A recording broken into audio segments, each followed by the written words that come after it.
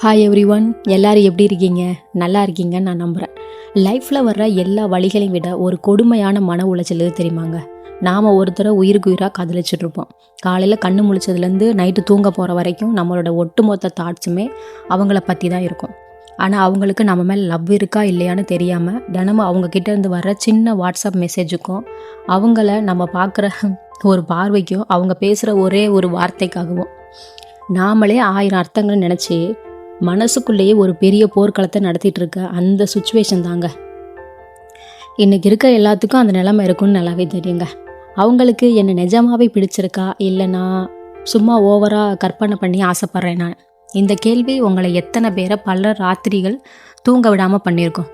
அவங்கக்கிட்ட நேரடியாக போய் ஒன்று எனக்கு பிடிச்சிருக்கு, உனக்கு என்ன பிடிச்சிருக்கா அப்படின்னு சினிமாத்தனமாக கேட்கவும் பயமாக இருக்குது. ஏன்னா ஒருவேளை அவங்க இல்லை, நான் உன்னை வெறும் ஃப்ரெண்டாக தான் பார்த்தேன் அப்படின்னு சொல்லிட்டா இப்போ இருக்கிற அந்த பழக்கமும் அந்த ஃப்ரெண்ட்ஷிப்பும் மொத்தமாக உடஞ்சி அவங்கள முழுசாக இழந்துடுவோமுங்கிற பயத்தில் நம்ம தடுத்து வச்சுருப்போம். அந்த பயமே நம்மளை தடுத்து வச்சுருக்கோம்.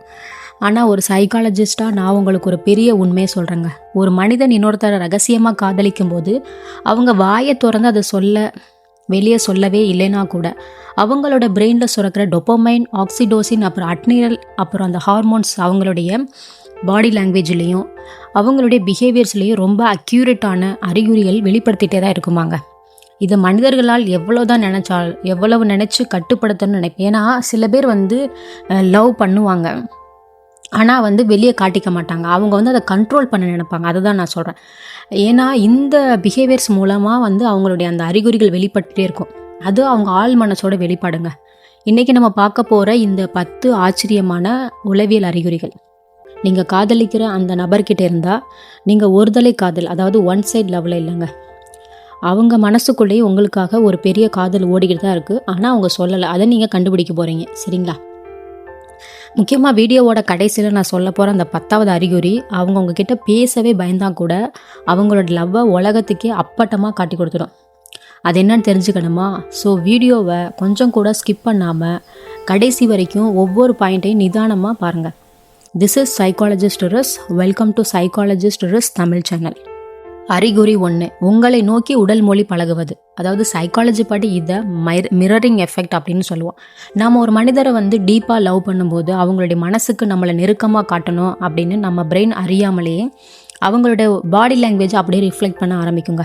நீங்கள் எப்படி உக்காடுறீங்க, கைகளை எப்படி அசைக்கிறீங்க, நீங்கள் பேசும்போது அடிக்கடி பயன்படுத்துகிற சில தமிழ் வார்த்தைகள் அப்படின்னு எல்லாத்தையுமே அவங்களுக்குள்ளே கொண்டு வருவாங்க.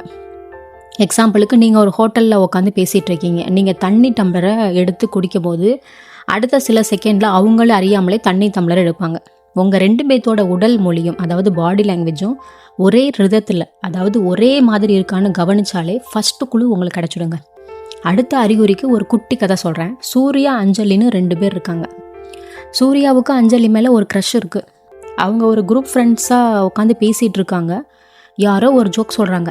எல்லோரும் நல்லா சிரிக்கிறாங்க. அந்த சிரிக்கிற அந்த செகண்டில் சூர்யா ஃபஸ்ட்டு யாரை பார்க்குறான்னா அஞ்சலியை தான் பார்க்குறேன். இதுதாங்க அறிகுறி 2, சிரிக்கும் நேரத்தில் உங்களை பார்ப்பது.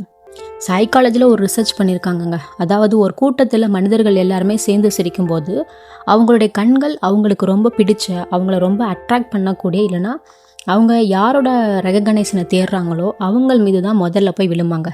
ஏன்னா அவங்களுடைய அந்த மகிழ்ச்சியான எமோஷன்ஸை உங்களுக்கும் ஷேர் பண்ணிக்கணும் அப்படின்னு சொல்லி நீங்கள் அதை ரசிக்கணும், நீங்கள் அதை ரசிக்கிறத அவங்க பார்க்கணும் அப்படின்னு அவங்களுடைய ஆள் மனசை துடிக்குங்க. அடுத்த முறை குரூப்பாக இருக்கும்போது இதை நோட் பண்ணி பாருங்கள். அறிகுறி 3, டிஜிட்டல் வேகப்பந்து, அப்புறம் ஆர்வம். இன்றைக்கி இருக்க சோஷியல் மீடியா உலகத்தில் ஒருத்தரோட காதலை கண்டுபிடிக்கிறது ரொம்ப பெஸ்ட்டான வழி இதுதாங்க. நீங்கள் அவங்களுக்கு ஒரு வாட்ஸ்அப் இல்லைனா இன்ஸ்டாகிராமில் மெசேஜ் எடுப்போனா அவங்க எவ்வளோ பிஸியாக இருந்தாலும் ஆன்லைனில் இல்லைனா கூட மெசேஜ் பார்த்த உடனே ரிப்ளை வந்துடும். அவங்க மெசேஜ் டைப் பண்ணுற விதம் ரொம்ப நீளமாக இருக்கும். ஒருவேளை நீங்கள் பிஸியாக இருந்தால் ரிப்ளை பண்ண லேட் பண்ணால் கூட அவங்களோட அடுத்தடுத்து டபுள் டெக்ஸ்ட் பண்ணுவாங்க. என்ன பண்ணுற, ஏன் ரிப்ளை இல்லை அப்படின்னு. சைக்காலஜி படி ஒரு மனுஷன் நமக்கு கொடுக்க ரிப்ளை டைம், அப்புறம் அவங்களுடைய டெக்ஸ்ட் ஆர்வம் தான் அவங்க வாழ்க்கையில் நமக்கான முக்கியத்துவம், எந்த அளவுக்கு நம்ம இம்பார்ட்டன்ட் ஆனவங்க அப்படின்னு கண்டுபிடிக்கிறதுக்கு ஈஸியாக பயன்படுத்தப்படக்கூடிய இப்போ இருக்கக்கூடிய உலகத்தில் இந்த டிஜிட்டல் இது தாங்க யூஸ் பண்ணுறாங்க. அறிகுறி 4, உங்கள்கிட்ட மட்டுமே தனிமையை தேடுறதுங்க. அதாவது அவங்க உங்கள் ஃப்ரெண்ட்ஸ் குரூப்பில் ஒருத்தராக இருக்கலாம். ஆனால் அவங்க எப்படியாவது அந்த 10 பேர் குரூப்பில் உங்களை மட்டும் தனியாக பிரிச்சுட்டு போய் பேச ட்ரை பண்ணுவாங்க. எல்லாரும் பேசிகிட்டு இருக்கும்போது உங்ககிட்ட மட்டும் தனியாக வந்து கேட்பாங்க, நேற்று நீ ஒரு ஸ்டோரி போட்டியே, அது என்னது, எனக்கு புரியவே இல்லையே, கொஞ்சம் சொல்கிறியா அப்படின்னு. இல்லைன்னு வச்சுக்கோங்களேன், டே வா காப்பி குடிக்க போகலாம், வா சும்மா அந்த கடை வரைக்கும் நடந்து போயிட்டு வரலான்னு உங்கள் கூட மட்டும் தனியாக இருக்க நேரத்தை அவங்க உருவாக்குறாங்க. அவங்களுக்கு உங்கள் கூட இருக்கிற அந்த கம்பெனி ரொம்ப பிடிச்சிருக்கு அப்படின்னா மற்றவங்க தொந்தரவு இல்லாமல் உங்ககிட்ட பழக ஆசைப்பட்றாங்கன்னு அர்த்தங்க. இதுவும் காதலின் அறிகுறி தான். அறிகுறி 5, உங்களை பற்றி எல்லாத்தையுமே ஆழமாக தெரிஞ்சு வச்சுருப்பாங்கங்க. பொதுவாக நம்மக்கிட்ட சாதாரணமாக பழகுறவங்க உனக்கு என்ன படம் பிடிக்கும், என்ன சாப்பாடு பிடிக்கும்னு கேஷுவலாக கேட்பாங்க. நம்ம என்ன சொல்லுவோம், பிரியாணி, கத்திரிக்காய் ரைத்தா, சம்திங் அந்த மாதிரி சொல்லுவோம். ஆனால் உங்கள் மேலே லவ் இருக்கவங்க உங்களுடைய சின்ன வயசு கதைகள் என்ன, உங்களுடைய லட்சியம் என்ன, உங்கள் வாழ்க்கையில் நீங்கள் சந்தித்த தோல்விகள்லாம் என்ன, உங்களுக்கு இருக்கக்கூடிய பயம்லாம் என்ன அப்படின்னு ரொம்ப ஆழமான தனிப்பட்ட விஷயங்களை கேட்டு தெரிஞ்சுக்க ஆசைப்படுவாங்க. அவங்க உங்களுடைய வெளிப்புற தோற்றத்தை, அதாவது அவுட்டர் அப்பியன்ஸை மட்டும் ரசிக்கலைங்க, அவங்களுடைய மனசை, உங்களுடைய கேரக்டரை முழுசாக புரிஞ்சுக்க நினைக்கிறாங்க. அப்படிங்கிறதுக்கான பெஸ்ட்டு அறிகுறி தாங்க இது. இப்போ நம்ம பார்க்க போகிற அடுத்த அறிகுறிகள் இன்னும் கொஞ்சம் டீப்பானது. அவங்களுடைய ஆள் மனசை அப்பட்டமாக காட்டக்கூடியதுங்க. அறிகுறி 6, உங்கள் அருகில் வர துடிப்பது. மனுஷங்களோட சப்கான்சியஸ் மைண்ட் அவங்களுக்கு பிடிச்ச நபரோட பர்சனல் ஸ்பேஸ், அதாவது நெருக்கத்தில் இருக்க தான் எப்போயுமே ஆசைப்படுங்க. நீங்கள் ஒரு பெரிய ஹாலில் எத்தனை பேர் கூட உட்காந்துருக்கலாம், ஆனால் அவங்க எப்படியாவது வந்து உங்கள் பக்கத்தில் சீட்டில் உட்காரவோ இல்லை உங்களுக்கு பக்கத்தில் வந்து நிற்கவோ ட்ரை பண்ணுவாங்க. இதுக்கு ஒரு உதாரணம் சொல்கிறேன். நம்ம வீட்டில் இருக்க சின்ன சின்ன குழந்தைங்களை எடுத்துக்கோங்க. அவங்களுக்கு யாரையாவது பிடிச்சிருந்தா அவங்க மடியில் போய் உட்காருவாங்க, அவங்க கையை பிடிச்சி விளையாடுவாங்க. அதே குழந்தைத்தனை தான் காதலிக்கும் போது வெளிப்படுமாங்க. இதை நான் சொல்லலைங்க, சைக்காலஜி சொல்லுதுங்க. சரிங்களா? அவங்க உங்ககிட்ட பேசும்போது ரொம்ப யதார்த்தமாக கேஷுவலாக நடக்கிற மாதிரி உங்கள் கையை தொட்டு பேசுறது, உங்கள் தோளில் கை போடுறது, உங்கள் ட்ரெஸ்ஸில் ஏதோ தூசி இருக்கிற மாதிரி எடுத்து விடுறது, இதை மைக்ரோ ஃபிசிக்கல் டச் அப்படின்னு சொல்லுவாங்கங்க. அடுத்து ரொம்ப முக்கியமான ஒரு விஷயம், அறிகுறி 7, உங்களுடைய சமூக ஊடகங்களில் பழைய பதிவுகளை தேடுவது. அதாவது உங்கள் சோசியல் மீடியாவில் வந்து டீப்பாக ஒரு இன்வெஸ்டிகேஷன் ஆஃபீஸர் மாதிரி இறங்கிடுவாங்கங்க. அது எப்படின்னு நான் சொல்கிறேன். அவங்க திடீர்னு உங்ககிட்ட பேசும்போது நீங்கள் 2 இல்லைனா 3 வருஷத்துக்கு முன்னாடி இன்ஸ்டாகிராமில் போட்ட ஒரு சாதாரண ஃபோட்டோவை பற்றியோ இல்லை ஃபேஸ்புக்கில் எழுதின ஒரு வரியை பற்றியோ ரொம்ப கேஷுவலாக பேசுவாங்க. என்னடா இது, நான் எப்போவோ போட்ட ஃபோட்டோவை இவங்க இன்னும் ஞாபகம் வச்சுருக்காங்களேன்னு உங்களுக்கே ஆச்சரியமாக இருக்கும். நிஜத்தில் அவங்க உங்கள் ப்ரொஃபைலை மேலேருந்து கீழே வரைக்கும் பல முறை ஸ்க்ரோல் பண்ணி உங்களை பற்றி முழுசாக படிச்சிருக்காங்க. நீங்கள் பழைய காலத்தில் எப்படி இருந்தீங்க அப்படின்னு தெரிஞ்சுக்க அவங்க அவ்வளோ ஆர்வம் காட்டியிருக்காங்கன்னு அர்த்தங்க. அறிகுறி 8, உங்கள் முன்னாடி அவங்கள சரி செஞ்சு கொள்கிற பதட்டம். நீங்கள் அவங்க இருக்கிற இடத்துக்கு தூரத்துலேருந்து வரும்போதோ அவங்கள ட்ரெஸ்ஸை சரி பண்ணுவாங்க, முடியை சீவி விடுவாங்க, அவங்களையே இன்னும் அழகாக காட்டிக்கணும் லேசாக பதட்டப்படுவாங்க. ஒரு ஆணோ பெண்ணோ அவங்களுக்கு பிடிச்சவங்க முன்னாடி அவங்கள அழகாக காட்டுன்னு நினைக்கிற அந்த மனித இயல்பு இருக்குது பார்த்தீங்களா, அதுதாங்க காதலோடைய பயங்கரமான ஒரு அறிகுறிங்க. நீங்கள் இப்போ கவனித்து பார்த்தாலே தெரியும். நீங்கள் பேசலான்னு போயிட்டுருப்பீங்க, அவங்க அப்போ தான் வந்து கண்ணாடியில் வந்து ஹேர் ஸ்டைல்லாம் பண்ணிகிட்ருப்பாங்க, அப்படியே சட்டைகளை இது பண்ணுறது நிறையா பண்ணுவாங்க. கவனிச்சு பாருங்கள். நீங்கள் பக்கத்தில் போன உடனே அவங்க ஃபோன் எடுத்து சும்மா நோண்டுறது, நகத்தை கடிக்கிறது, லேசான ஒரு நர்வஸோட அவங்கக்கிட்ட இருக்கும். ஏன்னா அவங்க ஹார்ட் அங்கே வேகமாக துடிச்சிட்ருக்குறாரு, அதாங்க பதட்டப்படுவாங்கல்ல.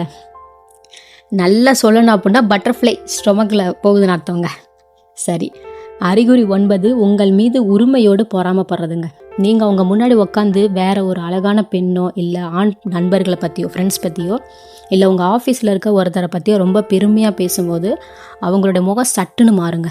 அவங்க சிரிப்பு மறைஞ்சு முகம் சுருங்கும்.